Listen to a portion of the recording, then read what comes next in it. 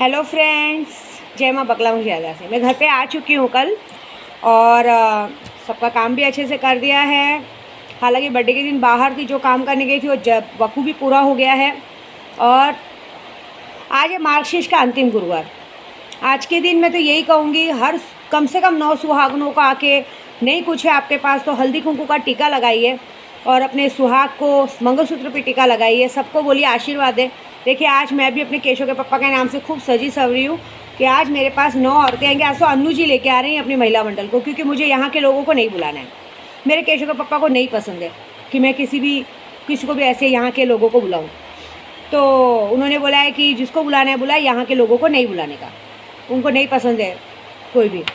दूसरा वो आ रहे हैं, सब आ रहे हैं, अन्नू जी लोग सब लेके आ रहे हैं। आज मुझे आशीर्वाद देंगे, मेरे केशव को आशीर्वाद देंगे। हालांकि अच्छा खासा दर्द उठा था, लेकिन कुछ लोग कारस्तानी कर रहे हैं कि दर्द रोकने के लिए। लेकिन देखिए जो चीज़ है तो आएगी तो आएगी, मेरी भी जिद है। उसकी बात अलग है कि भाई सब कोशिश कर रहे हैं, मेरी भी जिद है। पहले भी बोली, आज भी बोलती हूँ, मर जाऊँगी लेकिन ऑपरेशन नहीं करवाऊँगी। मेरा भगवान है, बच्चा पेट एकदम नीचे आ चुका है, आ ही जाएगा। और पहले भी बोलती हूँ, आज भी बोलती हूँ, यार केशव के पापा और मेरे बीच में मत बोलो। चलो पहले काम की बात करते हैं, भाषण तो बाद में चलता है। आज गुरुवार है, कल है जुमेरात और कल है 31। 31 भी दिवाली की रात जैसी होती है। आज साल का आखिरी दिन होता है, तो साल के आखिरी दिनों में हम दुश्मनों को अच्छी तरह से सभा कर सकते हैं। मैंने कहा ना, एक मंत्र है हमारे पास जो आदमी को 72 घंटा 24 घंटा कुछ ही घंटों में पागल बनाने का दम रखता है। ये हमने करके दिखाया है। आज सबके चेहरों पे 12 बजे हैं सबकी बहुत अच्छी बैंड बजाई है। स्नेहा फ़िलहाल अभी गई है दरगाह हाजी अली केशव के लिए वो करने, क्योंकि अब बहुत जल्द स्नेहा भी घर जाने वाली। भाई वो कितने दिन बच्चों को, मैं कल भूल ही गई। वो इतनी दिल से लग गई मेरे कि मुझे पता ही नहीं चला कि इसको आके 15 दिन हो चुका है। आज पूरे 15 दिन हो गए। तो भाई उसका भी घर है, परिवार है, बच्चे हैं। अपंग बच्चे को छोड़ के आई है। तो मैंने उसे कहा है वो बुधवार को यहाँ से अलविदा लेगी हमारे पास से। और पूरी कोशिश उसने की और पूरा काम भी बहुत अच्छे से किया। बहुत कुछ सिखाया मैंने उसको। सीखने वाले लोग सीखते। देखिए वो जो आई है ना, वो निस्वार्थ मन से आई। बहुत सारे लोगों को लगता है कि वो पैसा लूटने आई है, यहाँ पे नहीं। उसकी नज़र में क्या है मालूम है? वो बोलती है कि माँ पैसे तो ऐसे है कि फिर से मोदी ने नोटबंदी कर दिया तो पैसे तो कागज़ के टुकड़े रह जाएंगे, लेकिन मेरा आपका प्यार और ये जो आप सबके मन में गलत फहमी है वो नहीं। मैं आपके लिए आई हूँ, केशव के लिए आई हूँ, मेरी अपनी गुरु माँ से सब सीखने आई हूँ। और ख़ास करके केशव के पापा उसको ताई बोलते, तो वो बोलती है मैं पूरी कोशिश करूँगी कि मैं अपने भाई को कोई दुख ना होने दूँ, बीच में कोई ना आए। एक और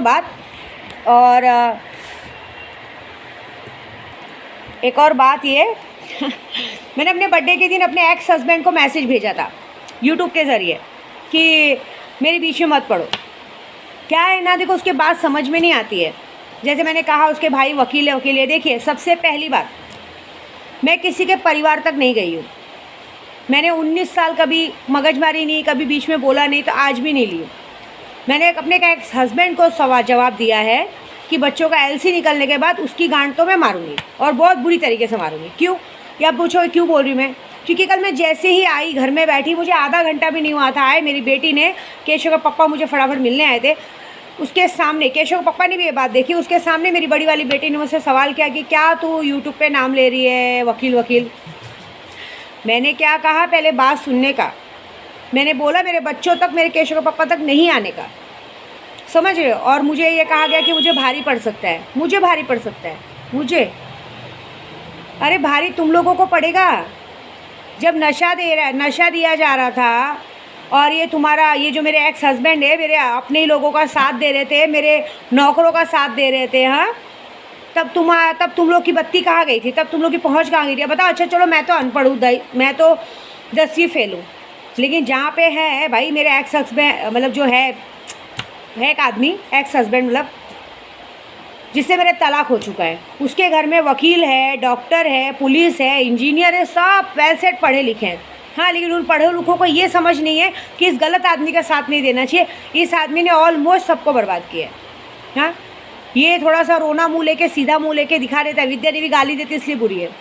अरे मैंने वकील के नाम पे ये कहा है कि जब मैंने तलाक भी लिया था ना, मैं तलाक नहीं दे रही थी, ठीक है, मेरा और केशव के पापा का रिलेशन था, वो लिविंग रिलेशनशिप था। उसके लिए मैंने केशव के पापा का रिलेशनशिप था हमारा, उसके लिए मैंने अपने जिससे तलाक लिया उसको छोड़ दिया था, क्योंकि मैं किसी मैं दूसरों की जैसी गंदी नहीं हूँ कि 2 आदमी के साथ रिलेशन रखूँ। हम दोनों अलग रह रहे थे, लेकिन तलाक नहीं लिया था क्योंकि 2 बच्चे, 2 बेटियाँ थी। मैंने बोला तलाक लेने से बेटियों की शादी में अड़चन आएगी। ये इसलिए बोल रही कि मैंने सुना कि पूरा ख़ानदान देखता है ये वीडियो, तो सुनो। तो इस बंदे ने मुझे क्या धमकी दी थी मालूम है? फ़ोन पे, व्हाट्सएप पे मैसेज है, आज भी मेरे पास स्क्रीनशॉट है। क्या भेजा था कि दूसरे का बच्चा जो पेट फुला के घूम रही है ना, इज्जत से तलाक दे दे, नहीं तो मैं तेरी ना बराबर करूँगा, पूरे समाज में तेरी जो बैंड बजाऊँगा ना, फिर मुझे देखना। ये हमेशा सिर्फ धमकी दे सकता है। इसके घर वालों को भी मैंने जब कॉल किया था, जब मैं नशे की दुनिया में थी, कि ये मेरे घर वालों के पास क्यों जाता है बात करने, आपके पास है, जो बातें मुझसे करे उन लोग से क्यों हर बात बोलता है। तो घर वाले क्या बोलते थे, अरे वो भी तो उसका घर है, बोलने दीजिए ना। तो जब वो भी उसका घर है, तो आज मुसीबत में पड़ेगा तो पढ़ने दो ना। तुम लोग को क्या पड़ी है? मैं तुम लोग से मतलब रखती हूँ क्या? 19 साल से तुम लोग मतलब रखते हो मुझसे? हाँ। दूसरी बात, तलाक भी मेरे ही वकील से लिया है। अभी आप बताओ, खुद के घर में वकील है, फिर भी मेरे वकील ने ही तलाक दिलवाया। उसमें इतना दम नहीं था कि खुद का एक वकील खड़ा कर सके। बोले मेरे पास इतना पैसा ही नहीं है, समझे। फिर जब कोर्ट में पूछा गया कि बच्चों की अथॉरिटी लेना, तो बोलता है नहीं, मेरे पास, मैं महीने का बहुत कम पैसा कमाता हूँ, मैं अफोर्ड नहीं कर सकता बच्चों का कस्टडी, उसको ही दे दो। मुझे पूछा गया तुम्हें जायदाद में या किसी में कोई पैसा चाहिए? मैंने बोला नहीं चाहिए, मैं इंडिपेंडेंट औरत हूँ, मुझे 1 रुपया नहीं चाहिए, बस इस आदमी से पीछे छुड़ा दो, ठीक है ना। मैंने कुछ मांगा ना कुछ किया। फिर भी मिर्ची क्यों? फिर आई एलसी की बात। चलो बच्चों की फीस स्कूल की बात करते हैं। मैं नशे की दुनिया में भी थी ना, तो भी मेरे केशव के पप्पा ने देखा है कि मैंने पूरा देखो, ऐसा तो है नहीं कि मैं इतना पैसा कमाती हूँ तो मैं फ़ीस नहीं भरी होंगी। मैंने ऑलमोस्ट फ़ीस भरी है, सब कुछ भरा है। हाँ, वहाँ स्कूल के वो स्कूल का हॉस्टल का नाम ख़राब है, आपने सुना होगा, पाइन वुड्स स्कूल है, क्या बोलते हैं, पुणे में आगे है, सोलापुर में, आप लोग सब लोग जाते हैं ना वहाँ पे, महाबलेश्वर में है पाइनवुड स्कूल। वहाँ की मैडम इतनी ऐसी हैं कि मैंने सुना है कि जब हमारे बच्चे भी पढ़ते थे ना, तो जो बच्चे वहाँ से निकल जाते थे, वो मैडम किसी का भी 6 महीना साल भर एलसी रिजल्ट नहीं देती थी। बहुत सारे स्कूल वालों ने उस पर केस किया है, कंप्लेंट की है, लेकिन वो सुधरती नहीं है। हालांकि अभी लॉकडाउन होने, वो हमेशा क्या करती थी माने, अगर बच्चों के 1 दिन फीस बाकी रहे तो बच्चों को घर पर भेज देती थी, वो कर देती थी। हालांकि फिर मेरी तो गाली देने की आदत है, मैंने तो गाली दी है, फिर भी मैंने फ़ीस भरी है। अब बाद में लॉकडाउन लग गया, लॉकडाउन में सारे स्कूल 1.5-2 साल बंद हो गए, तो उसमें हमारी गलती तो नहीं है ना। फ़ीस भरने के बाद भी वो मैडम हमारी बच्चों को एलसी नहीं दे रही है। तो एक वेल सेट आदमी, भले मेरा तलाक हुआ है, वो बंदा बीकॉम पास हुआ है, उसके घर में डॉक्टर, इंजीनियर, सब कुछ एल सेट पढ़े लिखे लोग हैं, लेकिन बेवकूफ़ लोग हैं। वो लोग जाके एलसी नहीं निकलवा सकते। क्या बोला जाता है, बच्चे उसके साथ रहते वो देखेगी। अरे तो मैं ही देख रही हूँ ना, तो जब मैं देख रही हूँ तो मेरे बीच में अपनी गांड क्यों घुसा रहे हो, अपना टांग क्यों अड़ा रहे हो? ये बताओ, क्या लगता है तुमको? मुझे क्या धमकी दी गई? मुझे भारी पड़ सकता है, मुझे भारी पड़ सकता है, भारी पड़वा सकते हो? अरे सबके सब जेल में चले जाओगे। मैं तो बोलूँगी उसको पहले घर से निकालो तुम लोग, क्योंकि गेहूँ के साथ घुन पीसने वाला है। ऐसा नहीं हो कि मैं उसकी बैंड बजा दूँ, क्योंकि वो आ रहा है बीच में, मैं नहीं आ रही हूँ।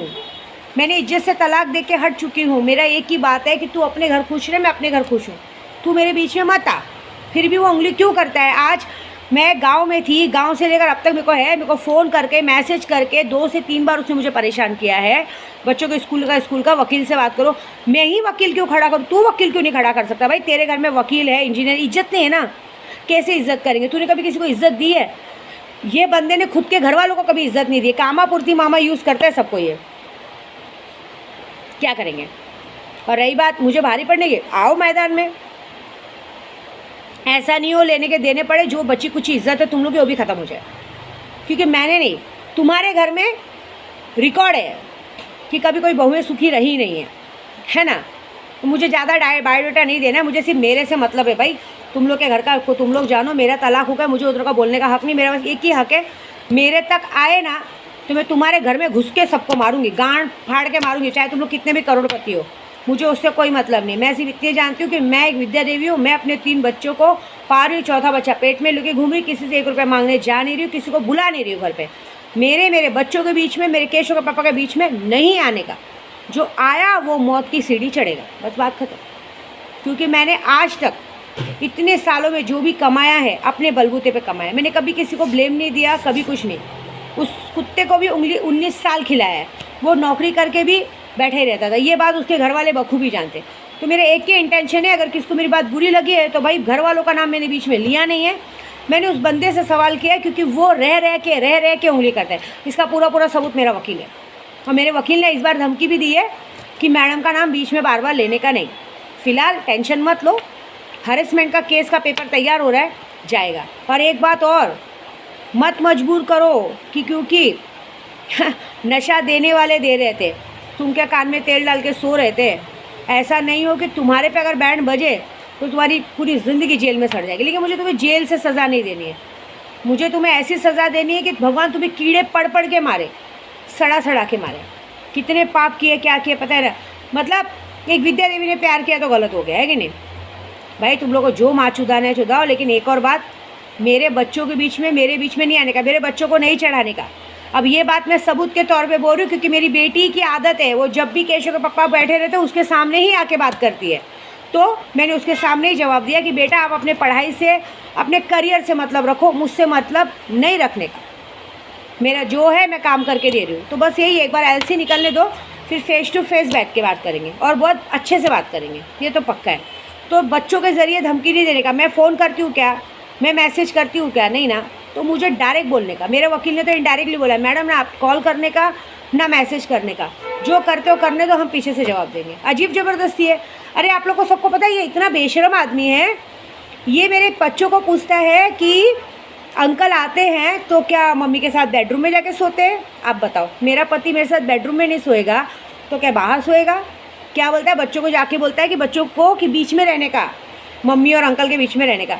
ये क्या केशव क्या ऐसी हवा में आ गया। अरे मैं उसकी बीवी हूँ, वो मेरे साथ नहीं रहेगा तो कहाँ रहेगा। आपको एक और बात बताऊँ तो आप लोग हंसोगे। ये कितनी बार बहाने से, मैं जब गाँव गई हूँ, ये बंदा कितनी बार बहाने से मेरे घर में आया है, तो मेरे पलंग को छू के, मेरे कपड़ों को छू के मुझे और केशव के पापा को महसूस करता है। सोचो कितना गंदा इंसान है, आप सोचो। हमारे पलंग को छूने से क्या हम लोग दिखेंगे। वो गाना सुना है ना धड़कन पिक्चर का, वो सीन याद आ गया मुझे। ये इतना गंदा है, और इससे तो क्या क्या गंदगी की मुझे कोई बोलना नहीं। मुझे एक ही बात बोलना है कि भाई साहब अब तो आपसे तलाक हो चुका है, आप अपनी ज़िंदगी में खुश रहो, आगे बढ़ो, आप अपना देखो। मेरी ज़िंदगी में इंटरफेयर नहीं करने का, और मैं किसी का नाम नहीं लेती हूँ तो बुरा नहीं मानने का। मेरे बच्चों के ज़रिए मुझे टॉर्चर करने को नहीं सोचने का, नहीं तो मेरे को आने की ज़रूरत नहीं है। मेरी अन्नू जी खड़ी हैं, अन्नू जी को मैंने बताया तो अन्नू जी बोलती विद्या जी एलसी निकलने दो, हम सामने चल के बात करेंगे। ये बात है, तो बात सही है। देखो मारा मारी से बात करने से कुछ नहीं होता है। मुझे ना किसी के घर जाने का शौक़ है ना किसी का शौक़ है। मुझे जो करना है मैं कानून के ज़रिए करती हूँ, और कानून का डंडा जब अंदर जाता है तो बहुत बुरी तरीके से जाता है, क्योंकि मैं सबूत के साथ बात करती हूँ और हर सबूत उस बंदे के खिलाफ़ है। क्या मैं जब केशव के पप्पा के घर वालों को नहीं छोड़ती हूँ, उनको तो तुमको छोड़ूंगी क्या। मेरे लिए हर वो इंसान गलत है जो एक औरत की मर्यादा को ठेस पहुँचाते हैं, ये बात। और मेरे बच्चों तक नहीं आने का। बच्चों 17-18 साल की लड़कियों से अगर उसका बाप ये बात पूछता है तो उससे बेशर्म बड़ा आदमी कोई नहीं है। सच बोल रही हूँ मैं, ये इससे बड़ी बेशर्मी की बात कुछ नहीं है कि वो अपने बच्चों से पूछता है। इतना ही प्यार था, इतना ही सब कुछ था, तो उसको को गलती नहीं करनी चाहिए थी जब सिटकनी लगा के आदमी सो रहा था। आज बचाने वाला मेरा भगवान है। मुझे पता है ये पर्सनल बातें मैं शेयर करती हूँ, क्यों करती हूँ मालूम है, क्योंकि ये मेरा एक तरह से गवाह है, ये मेरा स्टेटमेंट है। ये स्टेटमेंट मेरी आईडी है, मेरा यूट्यूब है, मैं अपना स्टेटमेंट कहाँ पहुँचाती हूँ मुझे मालूम है। ये स्टेटमेंट जाता है उन लोगों तक जिनको ये बात सुनानी रहती है, और ये स्टेटमेंट जाता है पुलिस तक। भगवान ना करे मुझे कल कभी कुछ हो गया, इतने दुश्मन हैं, कोई भी मुझे मार सकते हैं कि भाई इज्जत की बात है इसको मार डालो, तो मारने वालों में किसका नाम आएगा, या तो इनका नाम आएगा या तो सीधी बात है जिन लोगों का नाम मैं हमेशा लेती हूँ उनका आएगा। यही लोग होंगे और कोई नहीं होगा बस। तो भाई अपनी अपनी लाइफ जियो, मुझे भी जीने दो, खुद भी जियो और मुझे जीने दो, समझ रहे हो। जय माता दी।